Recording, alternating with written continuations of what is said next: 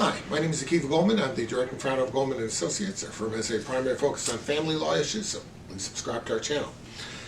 If you're thinking of getting a divorce, some people want to know, where do I start?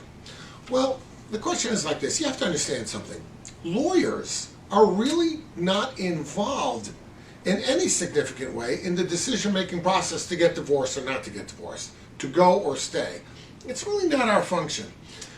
There are rare occasions where we have taken on that function, but in most cases, people have to make that decision before they walk into this place. And the same with any other law firm. In other words, you have to have come to the place where you decide to get divorced, and now the firm will protect your legal rights. That's the job of family law practitioners or divorce lawyers.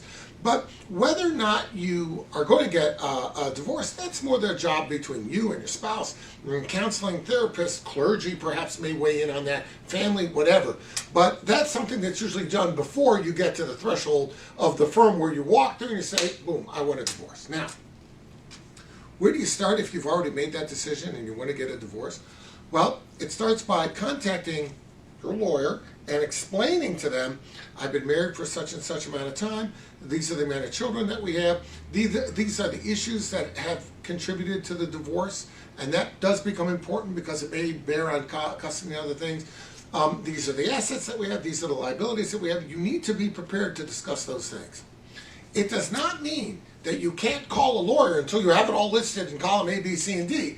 It means that it's a topic of discussion that you should be prepared to have.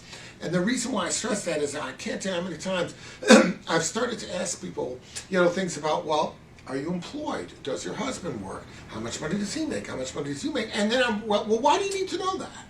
Oh, why do you want to know? I'm just asking questions. Why do I got to give you information? Well, the answer is because you've got to give your lawyer information so that they can sort of plug in all the numbers and have a better understanding of what this case is about. If a person, for example, won't disclose any issues, let's say income, but then wants to know, am I going to have to pay alimony?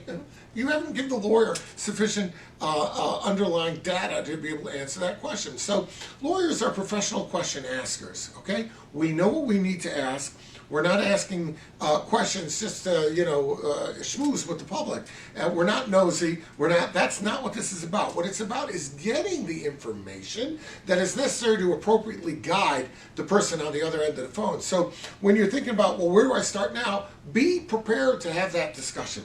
Like I said, you don't have to have lists, but you have to be prepared to be candid with a person that you're speaking on the other end. It's all confidential, but you have to be prepared to be candid about those things. If you have any other questions, reach out. We'll be glad to help you out.